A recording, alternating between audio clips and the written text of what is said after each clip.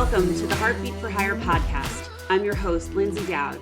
My goal is to help train leaders and sales organizations how to manage and deliver results with empathy, compassion, and kindness. Let's get started. Attention, visionary leaders. Are you ready to elevate your leadership style and create an exceptional workplace that stands out from the crowd? I'm here to introduce you to a game-changing resource that will transform the way you lead and shape your company culture. It's time to embrace the power of top-down culture. This practical guide empowers your leadership for lasting success, helping you create a workplace where everyone thrives. Get top-down culture today, and let's reshape the future of leadership together. Greetings and welcome to this episode of Heartbeat for Hire. Today, we have a repeat guest. I am so excited to bring Cicely Simpson back. And for those of you who don't remember, Cicely Simpson is a keynote speaker, a best-selling author of the book, Pull Up Your Chair, 5 Strategies to Change the Trajectory of Your Career, and an entrepreneur as founder and CEO of Summit Public Affairs in Washington, D.C., and co-founder of Career GPS, a groundbreaking career mentoring and training community. In her 25-plus year career, Cicely has made her mark on the leadership team in every position she's held. Her background in politics and business brings real-world career experience to audiences across the country. Guys, this bio goes on and on. Please listen to the last episode because there's more, but I don't want to waste any time. I want to get right into it with you, Cicely. First of all, welcome back to the show. Thank you. Thank you so much. I'm so excited for the repeat performance here. We had fun the first time. Looking forward to it today. We really did. I actually listened to it last night. I'm like, that was fun. And so while I love having you on my show in any capacity, we wanted to hit on a different story today. And we talked a lot about coaching and we talked a lot about your past experience, but you told a story recently that was very personal. And I stopped you in your tracks and was like, how come we haven't told that on my show? You're coming back. So please, would you share? Yeah, absolutely. And thank you, by the way, because you're one of a couple people who said you got to start telling that story and you got to start sharing why you do what you do. And that story is very much a part of it. So everybody sees the bio, Lyndsay, and they think, wow, DC, and you've done all this stuff and, you know, working with presidents and leaders and blah, blah, blah, blah. But my story didn't start in DC working with, you know, all these famous politicians. My story starts really in a very small rural town in Tennessee. But more importantly, part of that story is I was born with sickle cell anemia. So most people don't know what that is. They can Google it later. But my parents were told I should lead a very quiet life because it's actually a very serious and debilitating disease. And so I've always been told, my parents have always been told, she's not like everybody else and she can't do what everybody else does. And so I grew up thinking I'm different. I can't do what everybody, I'm going to lead this quiet life. And my parents, thankfully, were you do what you do and we're going to figure it out. Well, I really didn't understand that growing up. And it wasn't until I got to law school. My dream since I was 8 years old. Yes, I'm one of those weird kids who decided at 8 that I was going to be a lawyer. And I pursued that path, like literally through junior high school, like did everything I was supposed to do. And those limits and those naysayers really hit home when I got to my first semester of law school. I'm living my dream. I'm having fun, like, Malibu, California, Pepperdine Law School. Like, I mean, come on. It's gorgeous. It doesn't get any better than that. Mm-hmm. And one day it just came crashing down. And I remember I just dropped to my knees in the middle of class. I couldn't breathe. I was gasping for air. No one knew what to do for me. Mm-mm. And I'm just literally on my knees, grabbing my chest. And it was one of those moments that you just think, oh, no, not now, not now, not now. And so people, my friends got me to my feet, called doctor, do all the things you're supposed to do. And when I got to the doctor, I knew what it was. My doctor said to me, I told you your body couldn't handle the stress, right? Mm-hmm. Another naysayer, I told you, Ollie, I told you so. I told you your body couldn't handle the stress. So now you have a choice to make. It's your health or law school. Ugh. And that the pit in my stomach in that moment was just like, I'd hoped we'd never get to that point. Yeah. And so I looked at my mom and I said, Mom, I have wanted to do this since I was 8 years old. If I stop now, I will regret it for the rest of my life. And she said, the choice is yours. Mm. And I will tell you that day is when it's why I'm so hell-bent on coaching and teaching the power of self-choice and self-leadership. Because that moment changed my entire career, my entire life. I decided to get healthy, control my stress, make sure this was going to work for me. But the piece I did not tell you when you and I spoke recently that made this all the more bittersweet in terms of the self-leadership was I actually did not get into law school. And I've never told anybody that but my family. I actually did not have the grades. I convinced them to give me 6 months of conditional admittance. And actually, I've told the Pepperdine board this because they wanted to know, but so I wasn't supposed to be there. So to be there was the dream come true doesn't even begin to describe it, right? I literally was like, give me 6 months. I'll prove to you. I want to do this. I'll do anything. And then to get in the middle of that first semester and have it all come crashing down was just, it was beyond heartbreaking. But I learned in that moment, the limits you put on yourself are only limits if you allow them to be. Mm-hmm. And that really is one of my core philosophies is you're only limited by the things you limit yourself with. And so that story kind of was a formative moment for me to really understand the power of self-leadership and choice. And then the other part you didn't hear was fast forward 3 years. And for the kid who wasn't supposed to be there, I got the highest award a Pepperdine law student can get the week before graduation. So how about capping that off with bookends of you're not supposed to be here. Yeah. You get there, you have this life-changing moment that really formulates the rest of your life in terms of your perspective. And then to have it all culminate into that moment, you're just like, wow, God, that's amazing, right? That's a God moment. And so, yeah, I don't tell that story often because it is so personal, but it's also one of those that really shaped my worldview in a lot of ways. I mean, there's so much to unpack. It's a lot. That's why I don't tell it. It's a beautiful story. And I love how you said the only limits that you put on yourself are in your head. And obviously your health plays a huge factor in how you live. And this wouldn't be the last time I'm sure you would have a health issue that is going to stop you in your tracks. But this is, I think, such an important question. How did you learn to manage your stress? Because saying I'm going to manage my stress is just a statement. So what did you do to help you cope? Because a lot of leaders don't know how to do this. And you weren't yet a leader, you were a lawyer, but how did you do it? Yeah, I actually, to your point, I had no clue. I just knew I needed to minimize it. And so what I did 2 things. One was structure. Mm-hmm. I was very intentional about putting structure in of when I was studying, when I wasn't studying. But I also started a very, very structured regimen of nutrition and working out every day so that I had some way to channel that stress. Because let's be honest, law school is 3 years of, oh my God, the stress is insane. So I put that structure in place, both in terms of a schedule, but a structure around nutrition and working out every day. And I worked out 7 days a week, even if it was just half an hour. Yeah. I did not miss a day because I needed some way to channel that stress. And believe it or not, I was in the best shape of my life because I did that. But it was the importance of the structure I didn't have, and I didn't know how to channel it. I did a lot of research. Yeah. What do I do to channel stress? What do I do to really have that outlet? I mean, some of those articles I still have on my computer to this day of how I just really went head first into what should I do? How should I do it? And how do you manage it? And I've used those same, techniques, even now in terms of just really managing my health, my nutrition, my workouts. Yeah. But I didn't know any of that. So I had to go on this self-discovery journey of like, okay, I've declared I'm pushing forward, right? This moment of self-leadership, this aha moment.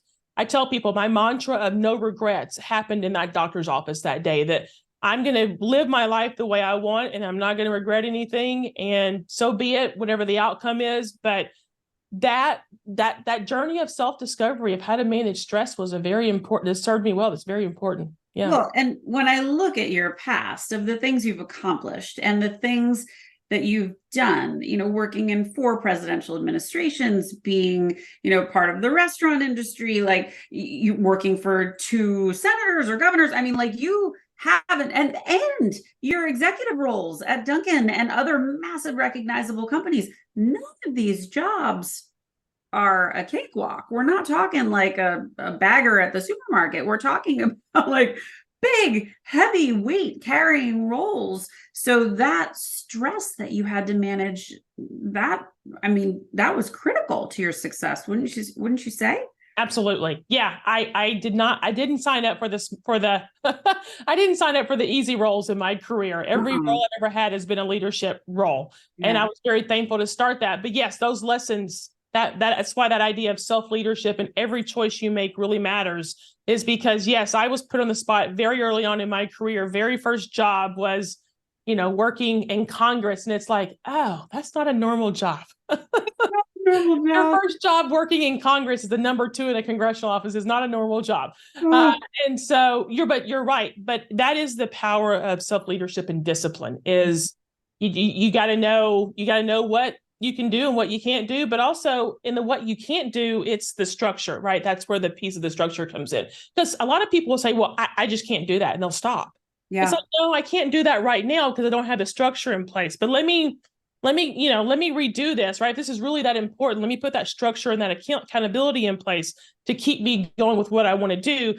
When people miss structures, they don't choose to put them in place. They just choose to say, well, I don't have it, and I stop. And it's like, no, take a moment, redo what you got to do and keep going forward. And that was a big piece for me with every job and every role I've ever had. Even now with, coaching and speaking. And I run 3 businesses right now, and it's just like, okay, there's got to be some structure, but there's also got to be some time for Cicely in there because my health, even right now, as you well know, and many people saw on LinkedIn, I lost my vision in this eye a couple of weeks ago, just woke up on a Sunday morning and I completely can't see. And so this disease continues to manifest itself in a lot of ways. So that structure, that management really becomes a key piece for me to get through it. Yeah. Well, I'm so glad you're feeling well enough to be here and to share this story. I think it's so important. And when I think of the one word that keeps circling in my head is mindset. And you had this very intentional mindset. And when you're coaching leaders, or your advice to leaders of, if you have something that's seemingly insurmountable, what's the first thing you want to tell them? Well, your mindset matters, to your point. That's the first. Nothing is insurmountable. Again, the only limits you place on yourself are, right, there's nothing that's insurmountable. Yeah. We tend to put those limits on ourselves thinking, I can't do it. I can't, because that's the easy way out. Sure. Yes, you can. You actually can do that thing that seems insurmountable in the moment. But I always tell people it's about perspective. It's about perspective. Take a step back, right? What seems really hard right now, get perspective. But the mindset does matter. Now, look, I had the benefit, as people know from my first book and our first conversation, my father was a Marine. Mm-hmm. So we don't do limits in our family very well, right? We don't do that. I can't do something. Sure, you can. You're just not working hard enough, and your mindset's not right. So I do believe, as a leader, when you hit those moments where you think, I can't do this, or this is a obstacle we can't overcome, as a leader, take a step back for a moment, get perspective, because it's easy to say no, it's harder to say yes. And there's always a way to yes. It's just a matter of, when you're in the moment, you can't see it, right? When you're in the frame, you can't see the picture. I know. I love that. We talked about that before. You have to take a step back and say, okay, hang on a second. So I tell people all the time, like, give yourself that 5 minutes to just freak out and be like, I can't do it. I can't do it. And then say, okay, then take that and move it into action. Yeah. Get all your yayas out. Get it out. Yep. Get it out. You got to figure out how do you move forward. Yep. So I tell people, give yourself, I don't care if it's 5, 7, or 10, no more than 10 minutes, but you give yourself that time frame to get it all out, and then take a step back and be like, okay, I feel better now. What am I going to do about it? Yep. Yeah. I love that. Okay. So since we spoke, you've been working on something pretty cool. I'd love you to share, what is Career GPS? Why does it exist? How does it help people? Tell us the scoop. Yeah, Career GPS is an online, thank you, by the way. Career GPS is an online career community where we coach, teach, mentor, train every single day. We have entrepreneurs in the community. We have professionals from all walks of life, all ages, all geographic areas, including now the US and outside of the US. And so we really want to meet people where they are in their career. And so that's why it's all online, it's all on demand. But the one thing I found, Lyndsay, and I know you'll appreciate this as you coach leaders and executives as well, is it's easy to go to a conference. Mm-hmm. It's easy to read a book. It's easy to take an online course, but then you just put it down and you're done. And the one thing I do with every keynote speech, I talk to the company and I'm like, how do you keep this momentum going? Well, the same question for individuals.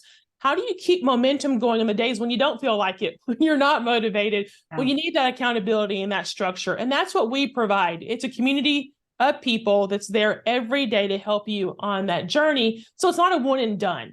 It's really what is the maintenance model? What is the support you need every day in your career? We're there to provide it. That's what makes us different. People can have programs and retreats and conferences, but tomorrow they forget what they learned. It's the implementation and somebody actually helping you implement the strategies in your career that makes all the difference. I love that. And I love that you say what I always try and do is meet people where they are. I think when you do that and you really honor their journey and honor their experience, first of all, you're seeing them with a wide enough aperture to really capture who they are. But you're really able to help them figure out what is their desire, because so many people are confused. And I do this when I coach. We say, let's build your pros and cons list. Absolutely. All the things you ever loved about every job you've had, and all the things you never, ever, ever want to do again. And that way, when you're presented with an opportunity, you can check your list and you can say, okay, there's 3 things here. There's 6 things here. Perhaps that's not the right job for me. So I love that you do that. So if somebody wanted to join Career GPS, do they need to know anything? Do they need to come with anything? How do they join? Talk a little about that. Yeah, no, to your point, no prerequisites. Everybody's journey, and that's the thing about it, everybody's journey in their life is so different. Right. There are no right or wrong ways to do things. And so, no, you don't need anything other than you can go to my website, cicelysimpson.com, myname.com, or you can go to careergps.online and sign up. And what we do, Lyndsay, that really kind of, and you know this because you're active in the community as well, is one thing we do every morning, because people will hear me speak at a keynote and they're like, oh, I love it. And it's like, well, I do that every morning. Mm-hmm. I go live every morning, Monday through Friday for 15 minutes. What's that big idea you need to win the day and the week? Just one idea. Mm-hmm. Not going to give you 5 or 10 things. What's just one thing, to your point, mindset? Yes. How do you start that day with the right mindset to be able to win that day? Start the week with the right mindset to be able to win the week. And then, we have other ways of coaching in the community, whether it's the courses we offer, the content, the webinars, the Friday coffee chats, where we just kind of hang out and get to know each other. All those things are important. But people tell us the most valuable piece of that community is that mindset piece every single morning of just knowing they can get a quick coaching, quick mentor, quick tip to get them on their way that day. And that's the piece that people really value. And that's the piece that really sets us apart, is that live training every morning. I think one thing you do better than anyone I know is consistency. And I think so often, especially entrepreneurs or people that are dabbling and trying something new, they have shiny penny syndrome and they flip to one idea or jump to one partnership, and that consistency is missing. And when it's missing, that's when you can get into trouble, because you don't have enough focus to get anything done well. Right. And that's one thing I love about everything you teach, but especially about Career GPS, because like you said, every day, like clockwork, you've got that online check-in. You've got that, here's the message for you, take this with you. And that's a lot of the comments we see, like, oh, that helped me so much. I'm so glad you said that today, because that was on my mind. Yeah, exactly. And I love that we bring people into the conversation. It's not just me talking, but it's also, to your point, that chat, that feedback. Hey, let's have a conversation about, work-life balance or whatever it is. And we bring everybody together for a conversation. So it becomes really important that they not only learn from me, they get to learn from each other because they're all so different and have such different backgrounds. And so, yeah, the community is growing and we love that it's growing and that people are finding a lot of value in it. So thank you for asking. Yeah, I love that. I think there was a post, I don't know, a month or so ago where somebody was saying, I've interviewed for this job, how do I stay top of mind with the recruiter? And I think 5 of us chimed in with different ideas, different comments, different strategies. Right. And that person felt so supported. And I just think that's a really wonderful thing that Career GPS does. That's unlike working with just a recruiter or, just someone who does one part of the career service world. And I know a lot of people in this space that do it really well, but I really love that about Career GPS. It's very, very cool. Awesome. Thank you for that. Yeah. Oh my God. It's a lot of fun. It's a lot of fun being on people's journey. Lyndsay, you know this, and I think we touched on this in our first conversation. You and I didn't have that kind of support. Never. I mean, people say to me all the time, why do you do this? I'm like, because I've been in leadership roles for 25 plus years. No one told me how to do that. I have failed miserably many, many times and tried things. And I'm going to throw this against the wall and see if that works. And you and I we didn't know first of all, I don't know if that support existed, but second of all, if it did, we didn't know where to find it. And so now being able to coach. Ask for a coach. Exactly. So now such thing. Do that for somebody else. I know you're inspired by helping other people on their journey, and so am I, because we didn't know.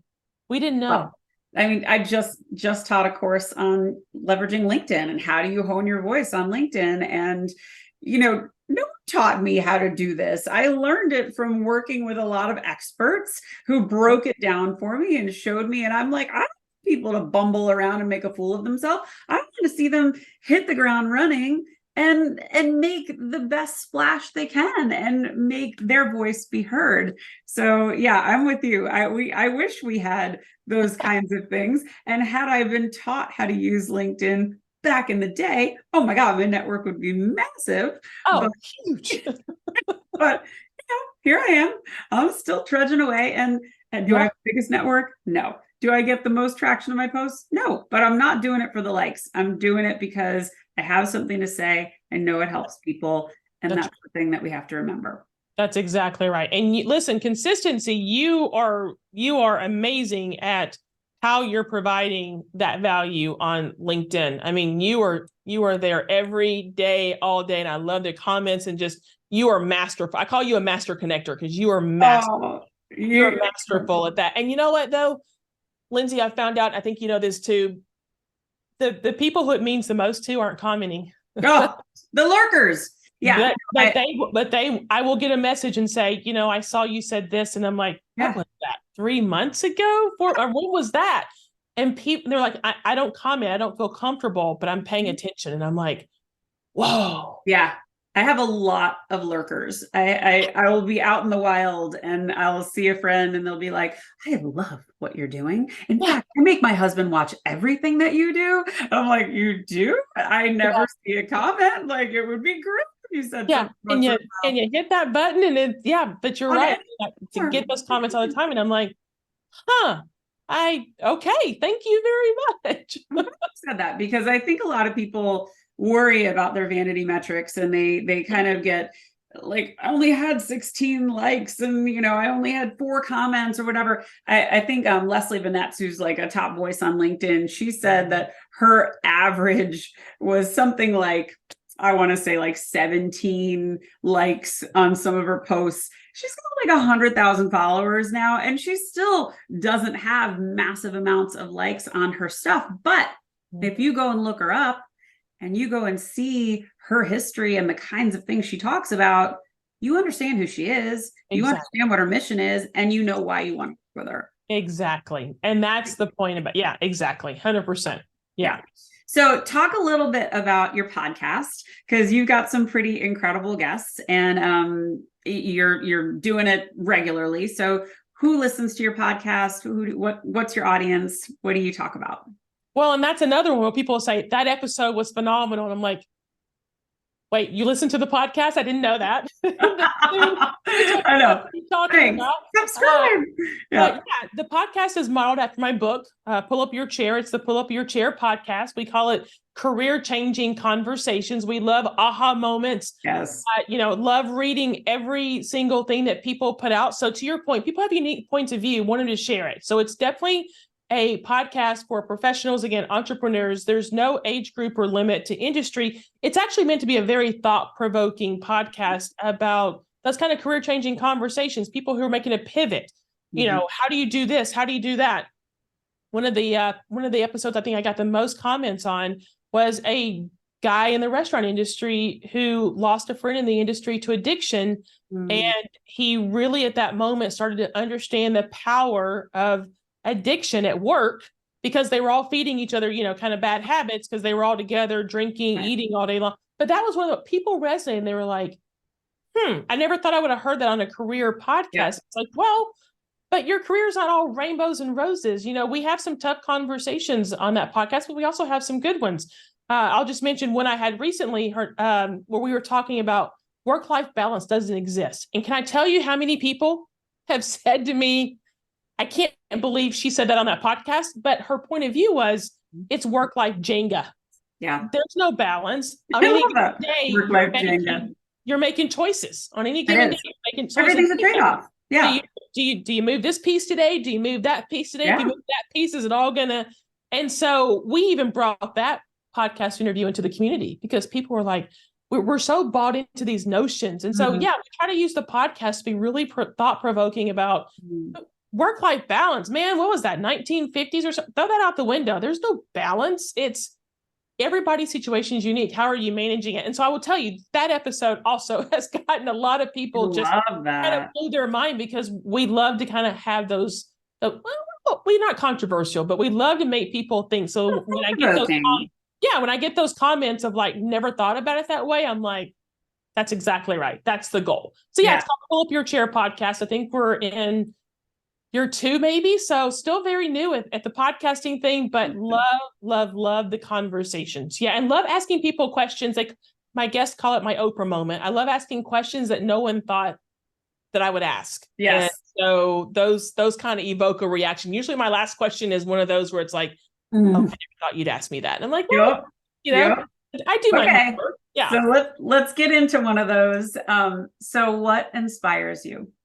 What inspires me? Making a difference. Making a difference. If you look at my career jobs, but also kind of what I was taught by my mother and father, I'm a cause person. I've got to have a cause to work for, right? I'm not a check the box, just show up, and I got to have a cause where I'm all in on someone or something. And that's why I love the community, is because I'm all in on helping people. I'm all in on coaching them and walking that journey. And the texts I get every day of, oh my God, you'll never guess what happened. Do you have 5 minutes for me to talk to you? And I'm like, yes, I do. Hop on the phone. I love being all in on the things that really inspire me. And so, that's kind of really my why.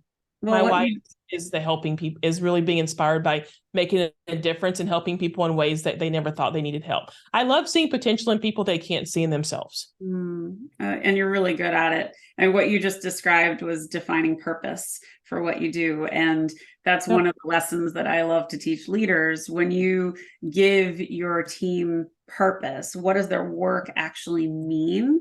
It changes their work from just a task to a career, to I am making a difference for this bottom line. I am making a difference for people or for health or whatever it is. When people understand why they're doing that job, it makes it so much more meaningful. So absolutely. Well, and I was coaching a group recently, a team recently, and somebody said, well, I mean, this is not life or death. And I was like, time out. For the customer or client you serve, it could be. Yeah. Right. It could be. Don't discount. Right. So that's one of those things where I'm like, that means you don't have purpose and meaning in the work you're doing, that you don't understand how it connects back to who you're serving. I don't care if it's somebody you don't know, and this person just happened to be think they were in insurance. I'm like, no, that makes a difference to the person who needs the medical insurance on the other side of that, So I very much believe, I think exactly what you just said. Leaders really have to help their teams understand and connect that back to the larger why and purpose. Absolutely. People said to me all the time in the restaurant industry, you're lobbying and you're representing the industry before government. It's not life or death. And I'm like, you know what? It's actually somebody's life savings. Somebody who opened that restaurant, who is trying to pass that down to their son or daughter or their grandchildren. It actually is a matter of life and death because they put everything they have, right? The American dream into that restaurant. So forgive me if I take this a little serious in what I do, because people depend on you, right? So that's very much kind of my aha moments of what I do and why I do it. I love that. You reminded me of a story. There was a leader that I worked for, and he was trained to be an ultrasound technician. And so his first day on the job, actually doing ultrasounds, he's there and he's like, okay, let's take a look at this kidney. And the woman stopped him and she paused and she said, that's not just any kidney. That's my daughter's kidney. And she gave it to me so I could survive. So we're not just looking at any old kidney. This kidney has to keep me alive. And so he was like, he realized that his job was no longer just looking at stuff and reading out images. It had an absolute effect on whoever was on that table. And so I love when people can have a moment and recognize it's so much bigger than just the job. So that story. Wow. Good one, right? Good one. Wow. It's in the book. But I can't wait. I can't wait. So, okay. What would you like your legacy to be? You know what? My legacy is going to be that I showed up for people when they least expected it. That's kind of one of those that's really important. I love that. Yeah. And people often, I think you've heard me say one of my favorite quotes from my first speaking. I didn't say it, wish I had, but from a guy, very first speaking engagement I did during the pandemic. And the guy said, are you living a legacy every day or are you leaving it for somebody else to talk about? And that was 2020. That was April of 2020. And I will tell you, one of those quotes where I'm just like, okay, boy, talk about waking up and figuring out what you're doing every day. That one stays with me of, are you living your legacy every day or are you waiting for somebody else to talk about it when you're gone? Oh, well, we're all talking about you already, my friend, and you are well on your way to living your legacy. You give back so much and you affect so many people. And I'm so grateful to call you my friend. Oh, likewise. And listen, I know you and I can talk for hours about everything, but this is great. Thank you for the conversation. And listen, I'm in awe of you as you have been complimentary of me. It goes both ways. And I love the way that you're, and I can't wait to see what's in store for you. Oh, thank you so much. So how do people find you? I think you said your website before, but say it again. Yeah, CicelySimpson.com. Easy peasy. Literally just type in Cicely Simpson. It usually pops up. LinkedIn. You can also find me, as Lyndsay mentioned earlier. I'm on LinkedIn, on Instagram. You can find me on all the socials or on my website. Well, I am so happy you came back for an encore. It was such a treat to hear your very personal story. I wish you nothing but health and success. And I just feel super honored that you shared it here. So thank you so much. Oh, no, thank you. I appreciate the opportunity. It's my pleasure. I hope you enjoyed this episode of Heartbeat for Hire. Take care of yourselves. See you soon. Thanks for listening to Heartbeat for Hire. If you like what you hear, I'd love it if you'd subscribe and leave a 5-star review. To keep the conversation going, you can find me on Insta or at LinkedIn at Lyndsay Dowd, H4H, or you can reach me at my website, heartbeatforhire.com. Thanks so much. Have a great day.